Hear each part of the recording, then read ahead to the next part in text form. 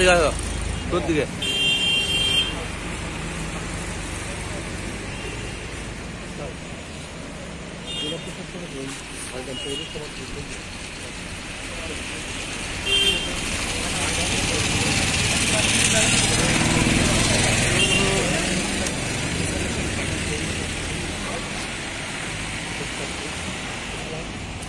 পৌরসভার একাধিক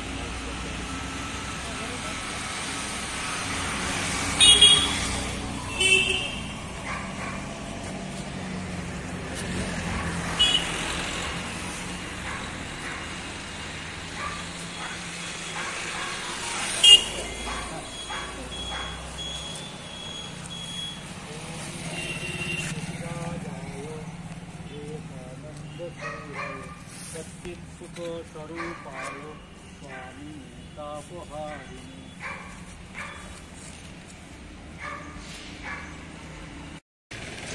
আজকে তো আমি স্বামী বিবেকানন্দর জন্মদিন আমরা খুব ভালোভাবে পালন করি, ওনাকে স্মরণ করা হয় আজকের দিনে। তো ওনার যে দৃষ্টিভঙ্গি ছিল, ওনার যে প্রথম নির্দেশ ছিল, তাকে যদি আজকে স্মরণ করার উদ্দেশ্য যে ওনার মতন মহাপুরুষ, ওনার যে মার্গদর্শনকে যদি আমরা একটুও নিজের জীবন লাগাতে পারি, সেটাকে মনে রাখা, তাতে আমাদের মানে যে কোনো সে ব্যক্তি বলুন, সমাজ বলুন, পুরো জাতি বলুন, তার উন্নতি কেউ রোধ করতে পারবে না। ওনার যে দর্শন ছিল, যে মত ছিল, যেভাবে উনি দেশকে এগিয়ে নিয়ে গেছেন, তার যে চিন্তাধারা, সেটাকে আজকের দিনে আমরা স্মরণ করছি, যেটাকে আমরা ওনার এই রাস্তায় আমরা হাঁটতে পারি আগামী বছর। এবং সুন্দরভাবে ওনার যে ছিল আর উপদেশগুলো ছিল, সেটাকে আমাদের জীবনে, আমাদের জেলায় নামাতে পারি, এটা হচ্ছে আজকের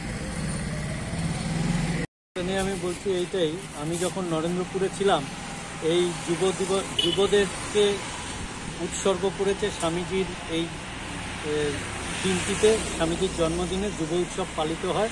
এটা করার জন্য দুজনের কাছে আমরা ঋণী।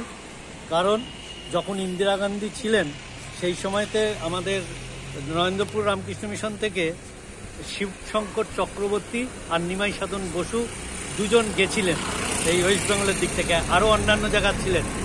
ইন্দিরা গান্ধীর ছেলে যে ছিল সঞ্জয় গান্ধী, সকলে বলেছিল ওর নামে এই উৎসব পালন করার জন্য। কিন্তু আরও অন্যান্য যে যার মতো অনেকের নাম বলেছে, আমি আর সেগুলোতে যাচ্ছি না। কিন্তু ওই দিনটিতে একমাত্র ওই শিবুদা আর নিমাই সাধন বসু উঠে বলেছিলেন যে স্বামীজির যে চরিত্র, এই চরিত্র আর কারোর আছে কিনা, যদি থাকে তাহলে তার নামে করতে পারে, তা না হলে এনার নামেই যুব উৎসব পালিত হবে। সেই থেকে যুব উৎসব পালিত হয়। এতে আমরা রামকৃষ্ণ মিশন খুব খুশি, এবং এনার আদর্শকে কেন্দ্র করেই আমরা যা কাজ করছি, এবং অন্যান্য লোকদেরও সেই কাজে আমরা গতি করেছি।